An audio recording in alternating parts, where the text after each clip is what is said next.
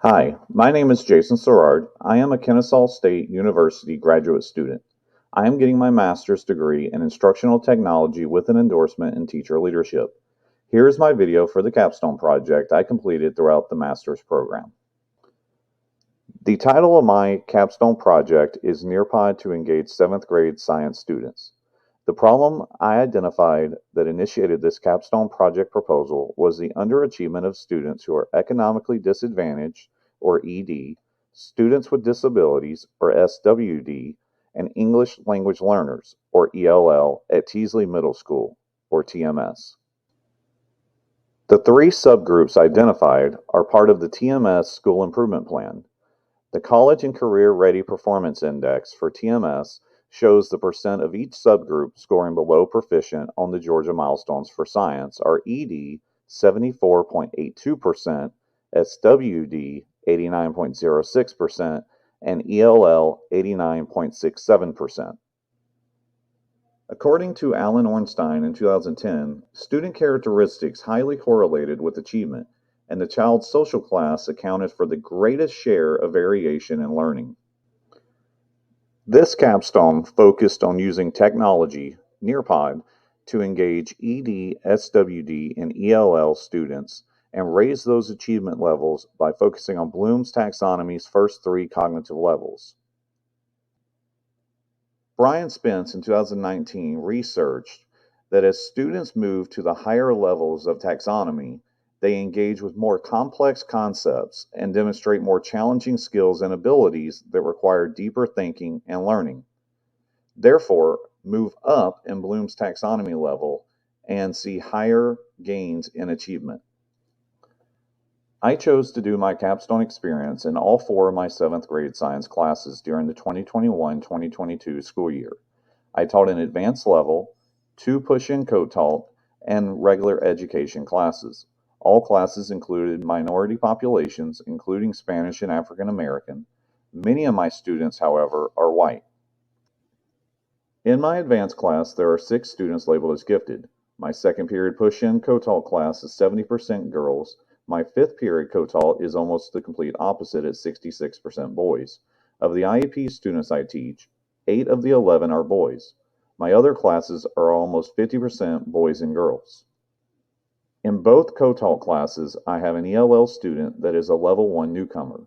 In all other classes, my ELL students have tested out of ELL and are being monitored. This means they are considered ELL monitored. All ELL that I teach are of Spanish heritage. I also have 2 digital students in a digital class section. Both are students with disabilities. I chose Nearpod to increase student achievement of the students I teach. Nearpod is an interactive classroom tool that takes normal slides and adds interactive activities teachers can use as formative assessments. Formative assessments given in a way to get the data back quickly, according to Smith and Matter and the Science Teacher Journal, can guide choice of lessons and learning materials as well as discussions with students or parents. With timely feedback, the teacher can adjust the pace, identify students who need extra support, and offer enrichment. Nearpod will support increasing student achievement by focusing on Bloom's taxonomy's first 3 levels and formatively assessing frequently with the student able to respond to the feedback for the continuation of the lesson. Students can interact and submit responses through any mobile device or laptop and receive feedback immediately. Nearpod will support increasing student achievement by focusing on Bloom's taxonomy's first 3 levels and formatively assessing frequently with the student able to respond to the feedback for the continuation of the lesson.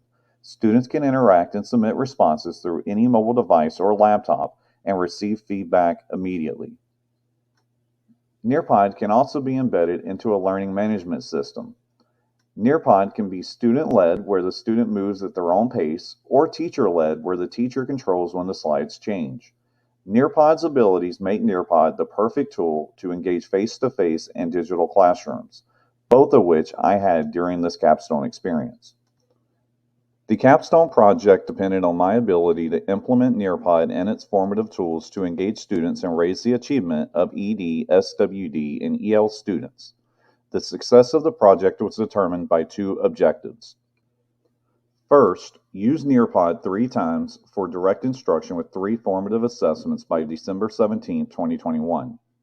Second, 80% of ED, SWD, and EL students will receive proficient scores on summative assessments given at the end of the instruction for each direct instruction session. The outcome of this capstone was a success. By the end of my capstone experience, 83% of my students were proficient or exceeding.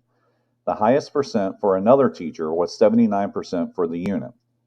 This teacher, however, has 2 advanced classes, 1 push-in co-taught, and a regular ed class. While the overall achievement goal was met, ELL students still scored lower than any other subgroup. Looking at the data more closely and my students' dynamics, I believe this is due to a few ELL students having a learning disability as well. This made these students fall under the category of SWD and ELL. By completing this capstone project, I learned that having data to support the use of different things is vitally important for other teachers and decision makers to accept the change. At the time I was completing the capstone project, many facilitators inquired about my continuous use of Nearpod and more specifically using so many of the features. Many teachers stated that when using Nearpod, they would convert PowerPoints and possibly add a quiz at the end of the lesson. Focusing on my objective, I would be enthusiastic about Nearpod while explaining to those teachers why the other tools were so beneficial in formatively assessing the students throughout the lesson. I have since been asked to lead a professional development for teachers to learn more about Nearpod. The professional development will be done by content areas, and one training will be during post-planning at the end of the year, and the other will be during pre-planning at the beginning of the 2022-2023 school year. The curiosity of Nearpod from other teachers and the data shown to my academic facilitator led to this opportunity. The capstone not only impacted my teaching and my students' performance, but is impacting the usage of technology across the school.